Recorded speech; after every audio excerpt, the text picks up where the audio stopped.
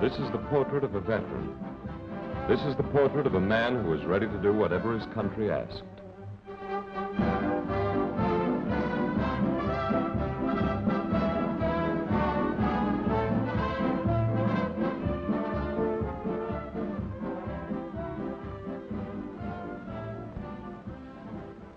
This is the portrait of a veteran who would fight again, if he could. No, he wasn't wounded.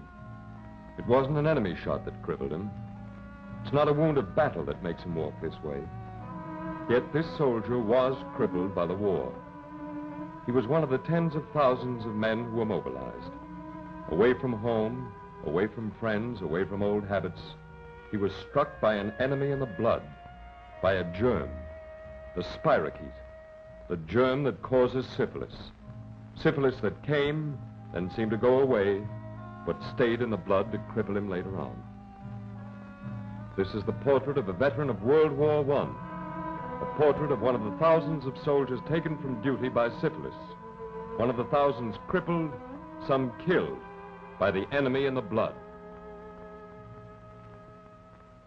But this is a sickness and a death that is preventable. Syphilis can be fought and beaten, and in the laboratory they are fighting it. In the laboratory, they found new and powerful weapons against syphilis. There's the microscope test that searches out the spirochete and helps the doctor find the early infection. There's the blood test that can search the blood for syphilis. Doctors send blood samples here for laboratory testing.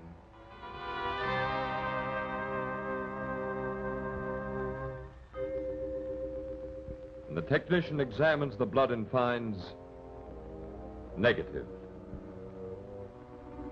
This patient is not infected.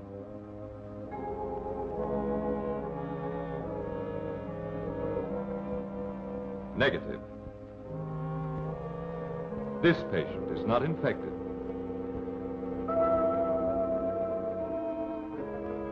Positive.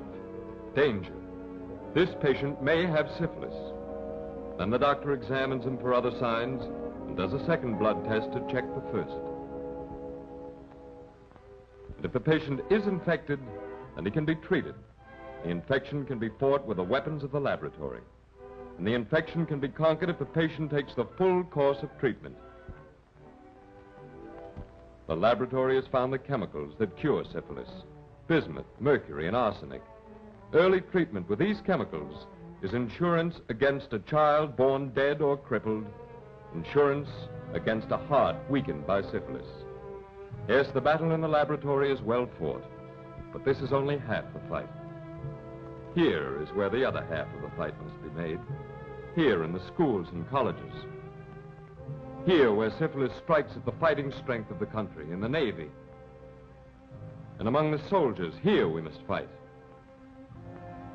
And in the mills and plants where the nation's work is done. Here where the people are. This is where venereal disease strikes. And this is where the other half of the fight must be fought. It can only be fought here, among the people and by the people. By people who know the enemy, how he strikes, and how to strike back. Know the danger spots of the city, the places where the disease begins.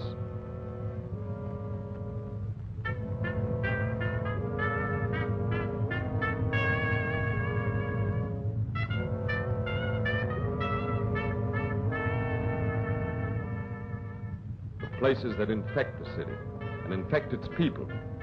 The places with the easy pickups.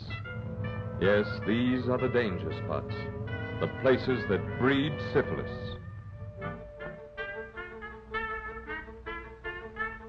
Know the other danger spots. The dark, the hidden streets. The places that are whispered about.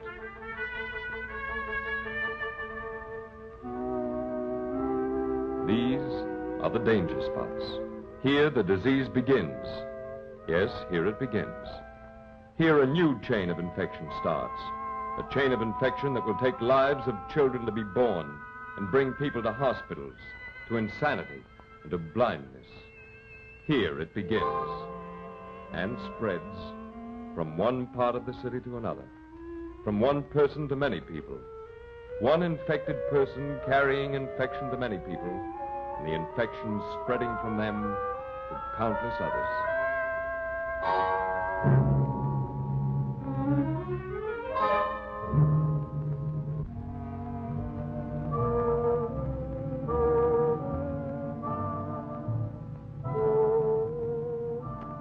And with the disease come the quacks, the charlatans who thrive wherever people are ignorant, who bring disaster wherever people have failed to fight syphilis, the quacks who promise cures, but never cure.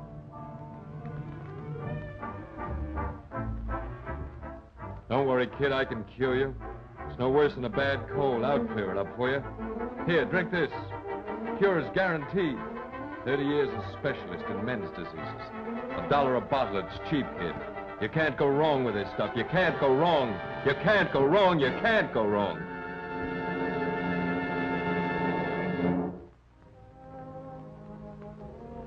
But he can go wrong. He will go wrong unless the people fight with knowledge, with treatment, with blood tests to search the enemy out. Yes, the people must fight to guard against the blindness that syphilis may cause,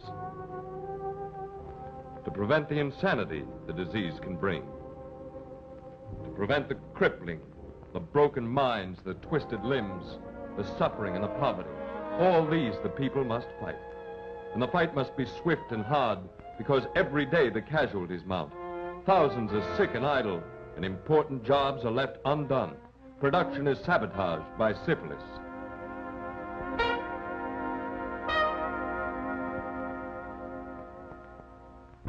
And men already under arms are struck by the disease. In 1917, the Army lost 7 million days from active duty. Syphilis is the sniper, the saboteur behind the lines. But it strikes not in the field, not in the camps, but in the towns. That is where syphilis must be fought.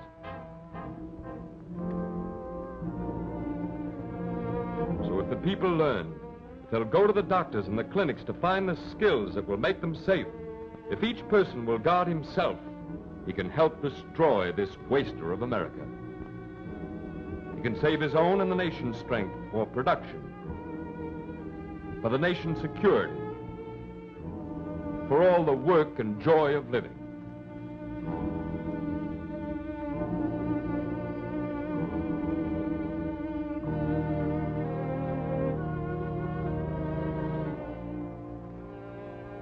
The people can raise this shadow from the land, from their homes, if the people learn, if they fight syphilis.